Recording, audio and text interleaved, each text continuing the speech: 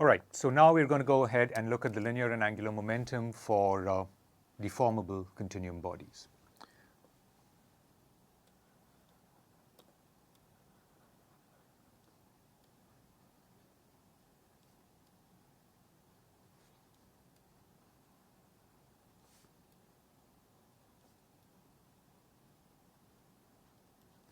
Right, and in particular, we're going to look at the balance laws for linear and angular momentum for continuum bodies. Linear and angular momentum,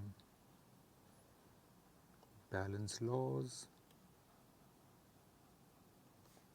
of deformable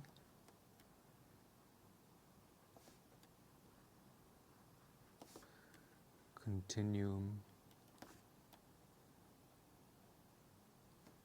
bodies.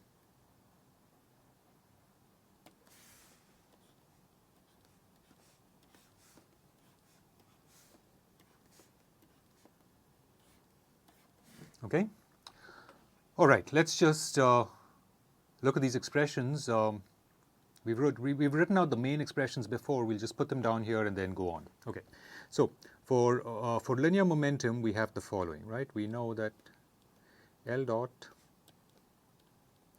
function of time equals integral over omega t rho v dot, but then we want to be careful about what we mean by v dot here, right? We really mean this material time derivative, right?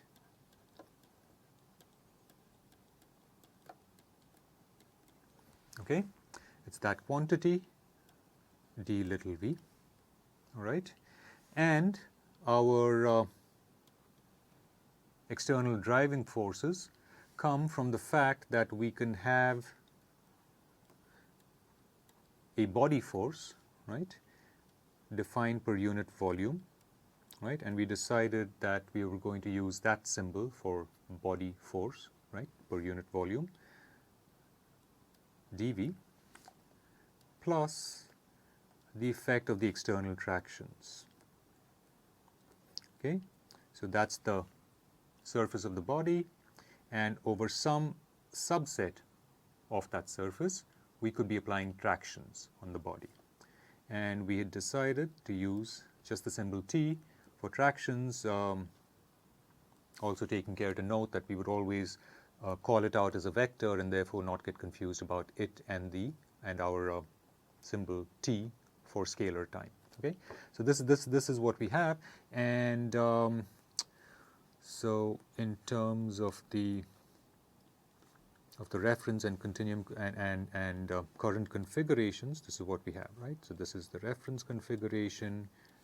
We have a deformation, the motion. We have the current configuration, omega sub t. We have position of the spatial position of a point, and right. So now, if we look at a little element here.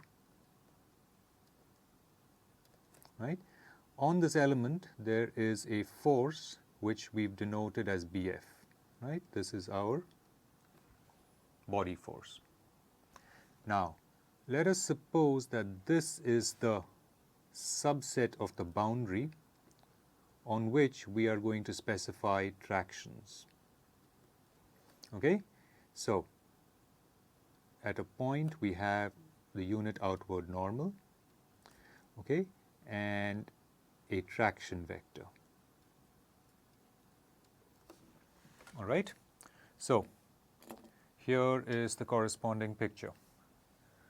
Basis, reference configuration, current configuration. Okay, in this current configuration, at every point, at every little volume element is experiencing a body force, and in this case, we know that there is a force of gravity, right? So it's there, okay, on every little body, on every little volume element. That is Bf in this case. Now, we may say that over some subset of the surface, let's suppose the blue part of the surface, right? That is our traction boundary. Okay? So over that part of the boundary, we know that at every point we have a normal, right? A unit outward normal. Okay? Now, that may be the normal, but then at that point we could have a different a differently aligned traction vector, okay, such as this pen, which I believe, yeah, you can see it. Okay, so that would be so the arrow is the normal and the pen shows you the traction vector. Okay, so they do not in general need to be aligned. Okay, so this is the situation we have. Okay, right. Now that this is for the for linear momentum, right? Now for angular momentum, what we have is the following. We have J naught dot, right, is integral over omega t x cross rho times the material time derivative of v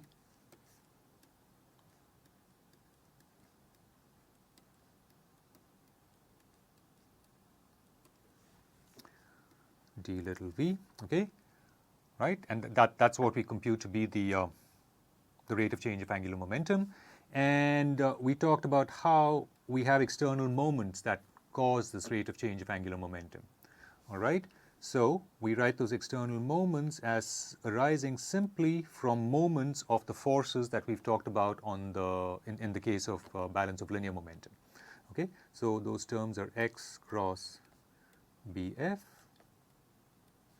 dv, right, which means now every little volume element such as the one I've drawn here, because of its distance from its position vector from the origin, experiences also a moment about the origin, okay, from the body force.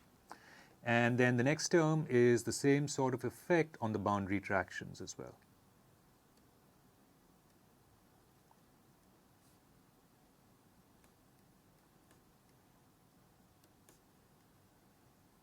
Okay, that's it, right? It's fairly straightforward to write it out. Okay, so what do we do with this now? What we do with it is something due to Cauchy. Okay, and we're going to look at we're going to take another look actually at Cauchy's theorem.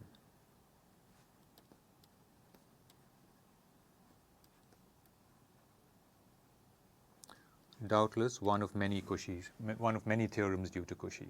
Okay, but what we want to look at here is the following idea. So we have the body, right, and I'm going to show it to us in our current configuration, omega sub t, and like we did there, we say that, okay, this is our boundary subset where we have tractions externally applied, right? That is the unit outward normal at a point, and let's suppose there we have a traction vector. Okay, and that traction vector is a force per unit area. All right. Okay. So what Cauchy realized is that, well, I have two vectors there, t and n, right? So t belongs to R3 is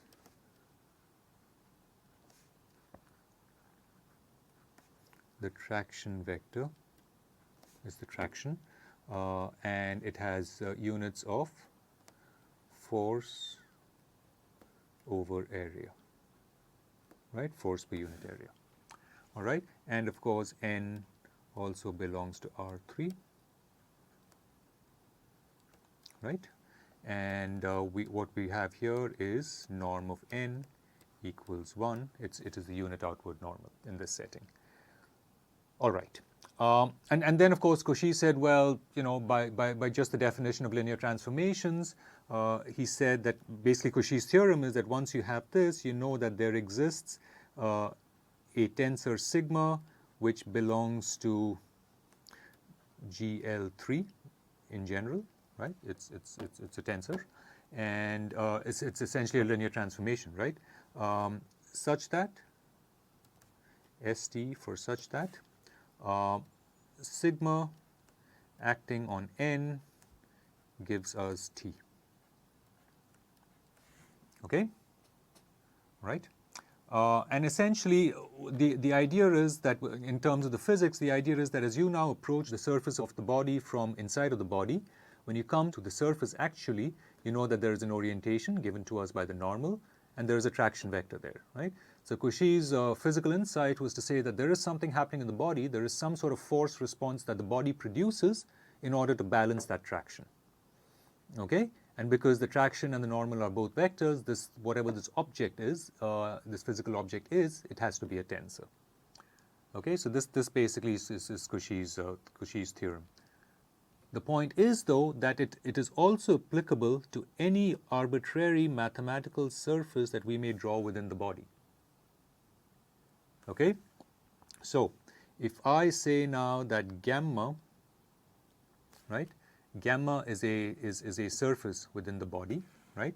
So what do we say? So gamma is a surface, right? Gamma is a surface, and it belongs to it's within the body, right? So every point on gamma also belongs to the current configuration of the body. Okay, there are more formal ways to write it, but I'll just stop here. I won't do anything more with writing it. Okay, so now the point is Cauchy's theorem can equally be applied here. Okay, so once we know this, once we know that if you give me a normal direction, right?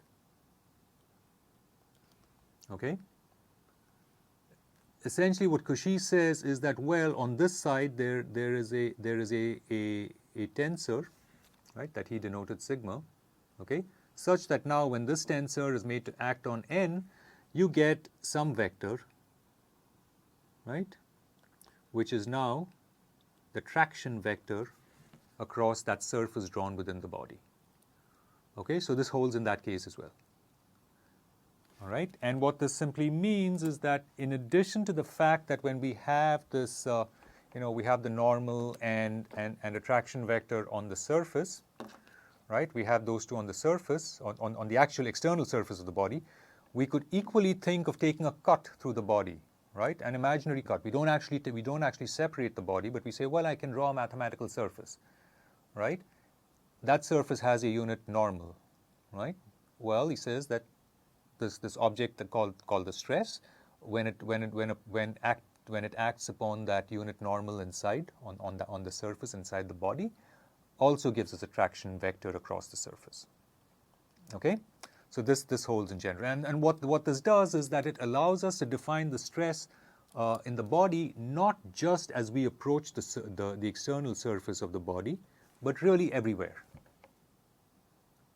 Okay, so essentially from this one can conclude that there exists sigma such that sigma n equals T,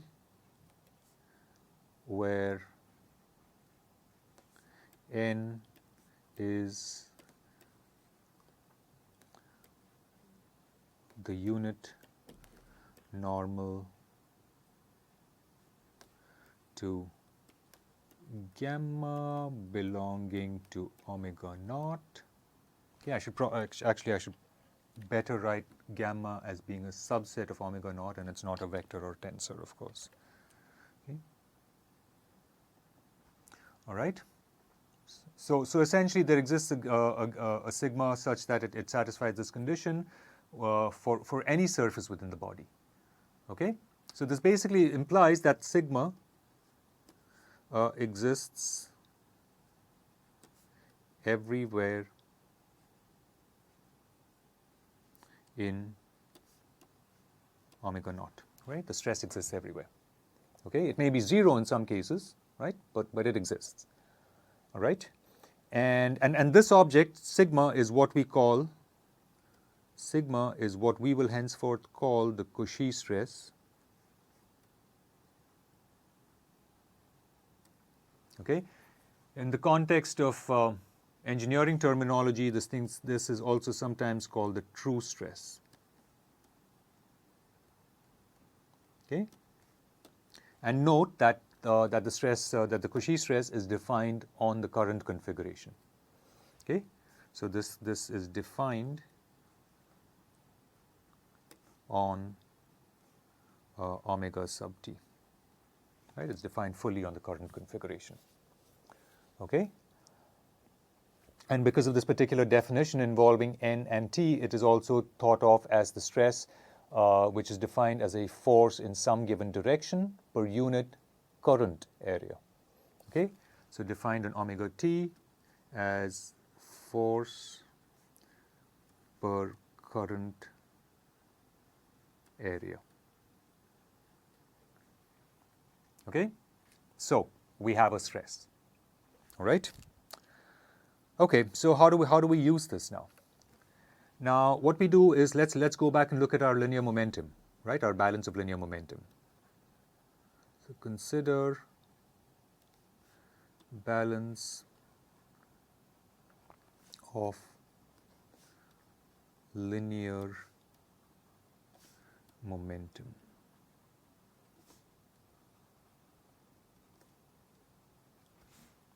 Okay? And I'm going to write it out now in the integral form, integral over omega t, rho,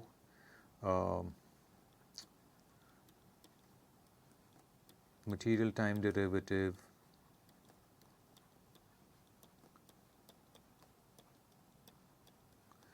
dv equals integral over omega t, bf dv plus integral over the traction boundary subset T dA. Okay?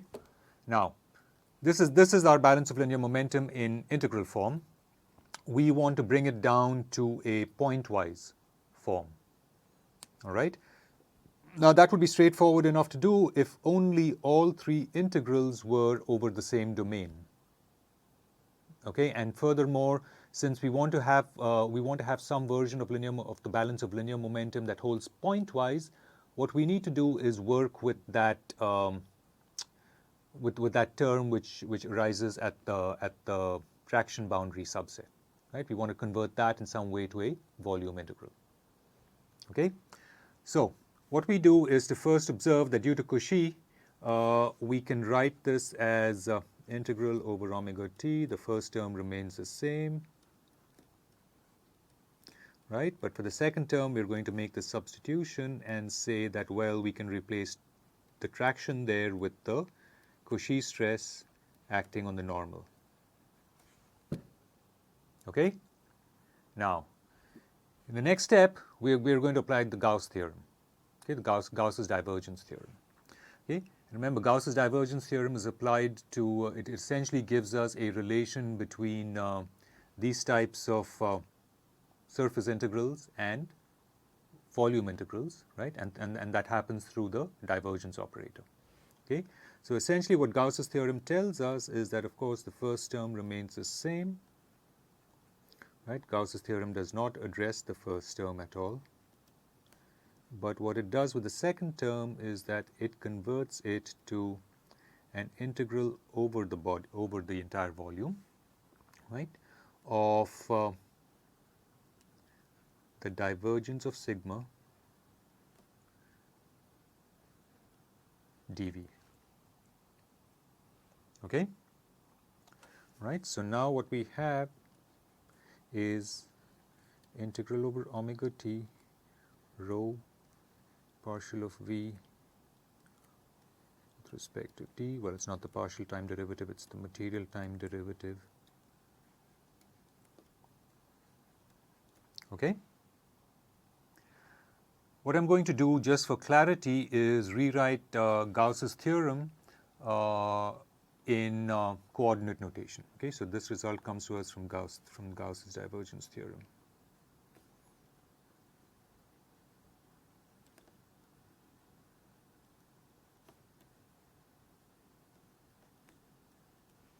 Okay, so in coordinate notation, here is what we have.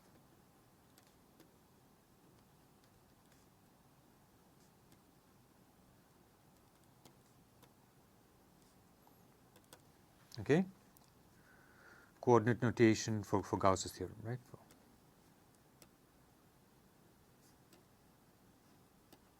Okay, so we have integral over partial of omega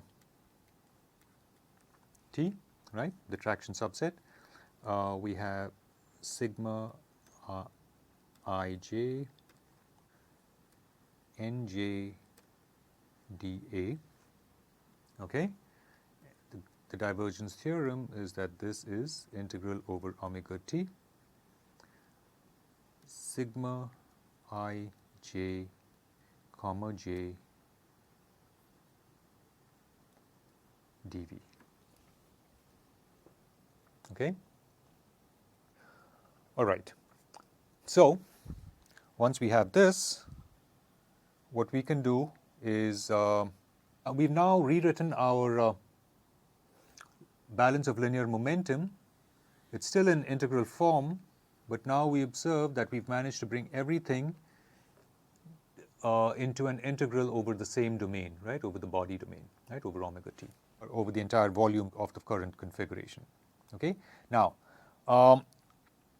let me just pull everything to the left-hand side so that we can write it clearly as a single integral, right, integral over omega t of rho material time derivative of the velocity minus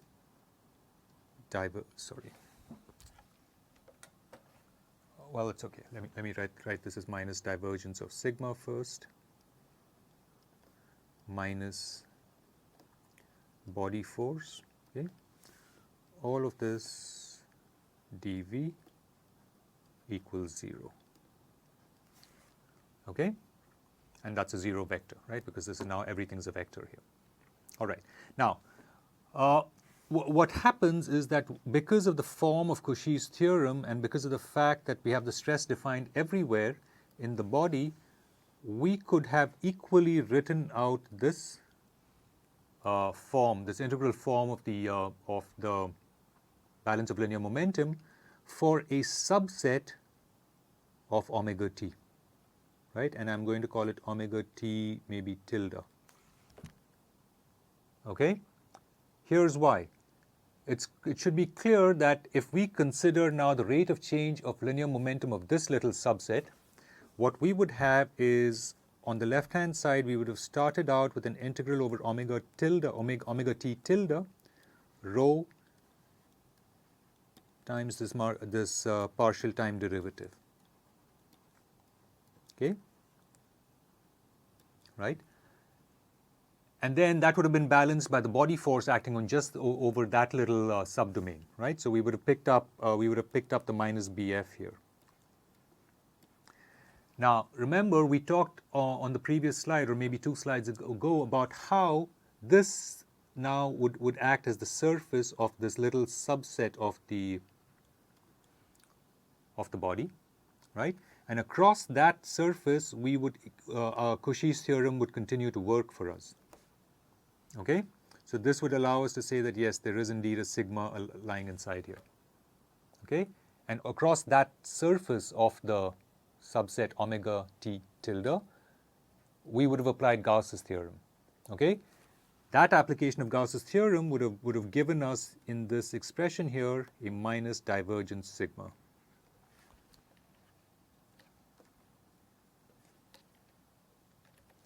Minus divergence of sigma. Okay, so all those arguments hold equally over an arbitrary subset omega t tilde, okay, of omega t.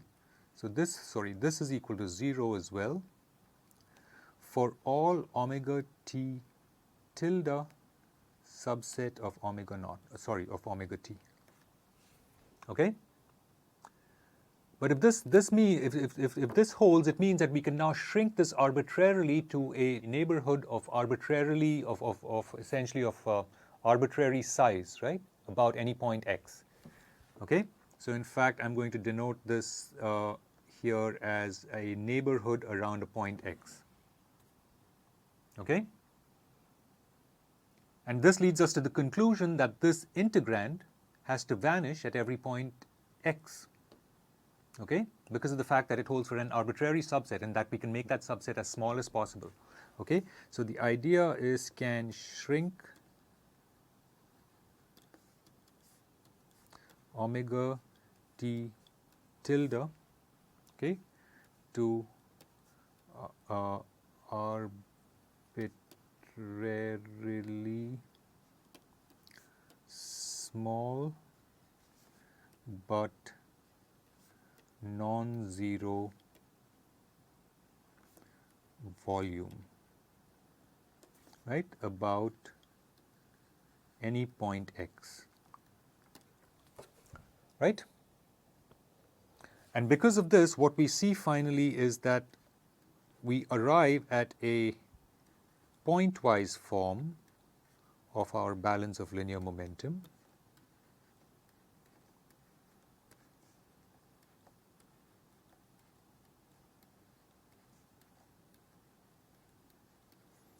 okay, and this is our pointwise form, and importantly this holds for all x belonging to omega t, all right,